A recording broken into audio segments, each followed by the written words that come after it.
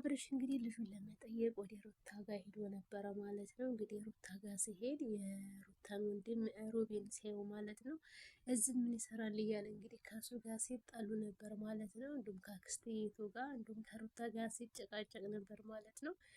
ማነው እንደኔ የሳቀ ማለት ነው? የሩታ ወንድም በሩታ ኋላ ተወሽቆ ጎበዝ ተወንክ እና ወንዱጣና ይለይልን ሲለው ነበር እና አብርሽን እንዴ መጀመሪያውኑ በሩታ ኋላ ተመደበቅ ለምን ዘና ብሎ እኮ አላወራውም አብርሽን። እና አንቺ እኮ ባትኖር ሊያስወጣኝ ነበር ምናምን በቃ የሌለ በጣም ያኔ አስቆኛል ማለት ነው።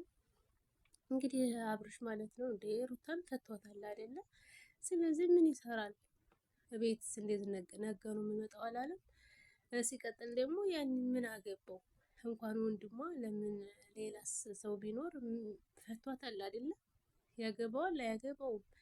እዚህ ቤት ስመጣ ማንም ላይ አልፈልግም። እንዲሁም ደግሞ እኔም ስመጣ ማንም ሰው ይጀብሽ አልመጣም እንዳታመጣ ስላልሽኝና አንቺ ለምን ታመጫለሽ እያለ እንግዲህ ቤት እስከሆነ ድረስ ማንንም ሰው ማየት አልፈልግም እያለ እንግዲህ ዘራፍ ሲል ነበረ። ሩታማ አያገባህም እያለችው ነበር ማለት ነው ጋይስ። ሰላም ውድና የተከበራችሁ ለዚህ ቻናል አዲስ ካላችሁ ሰብስክራይብ፣ ላይክ፣ ሼር እያደረጋችሁ አበረታቱኝ። አብርሽ እንግዲህ የሩታን ወንድም ለማናደድ ማለት ነው አልወጣም ብሎ እምቢ ስላለው እቃ ሳጥቢው እንዲሁም ደግሞ ልጃችንንም ይጠብ እንዲሁም ደግሞ በቃ የሌለ ስራ አስተምሪው አሰሪው ይጠቅመናል እያለ እንግዲህ ሮቤል ለማናደድ ያላደረገው ነገር የለውም።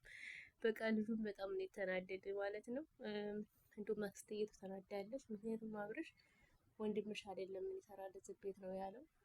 እና አክስትየቱም እንግዲህ ወንድሟ ለመሆን ታንድ እናት አንድ አባት መወለድ ያለባቸው እንደ ያጎት ልጅ የሚያክስት ልጅም እኮ ወንድም ነው ብላ እንግዲህ እሷ አክስቷ ስለሆነች በጣም ነው እንግዲህ ተናዳት በአብርሽ ትታው የሄደችው ማለት ነው። እሷ የመጣችው ልታስታረቃቸው ነበረ። እሱ ግን እንደዚህ አይነት ቃላት ተጠቅሞ ወጣ ማለት ነው። ሮቢ ያልከኝም በላይ ከዚህ ቤት አልወጣም፣ እህቴን የምንከባከባት እኔ ነኝ፣ አንተማ ትተሃታል፣ የትን ቦታ እየተንዘላዘልክ ሲለው ነበረ። እንዲሁም ደግሞ ሩታ ወንድም እኮ ነው በደንብ አድርጌ ነው የማገዝለት እና ለሱ የምሆነው እያለች እንግዲህ አብርሽን ለማናደድ እሷም ሞክራለች ማለት ነው ጋይስ። እንግዲህ የሮቤ ሳይሆን ከቤት የወጣው ራሱ አብርሽ ከቤት አስወጥተውታል ማለት ነው። እንግዲህ ሩታ ሁሌም እንዳስወጣችሁ ነው አብርሽን። እንዲሁም ደግሞ አብርሽ ማለት ነው ሄርሜላን ትቶ ወደ ሩታ ይቅርታ እስካልጠየቀ ድረስ መቼም ጭቅጭቁ እንዲሁም ደግሞ ድራማው አያቋርጥም ማለት ነው።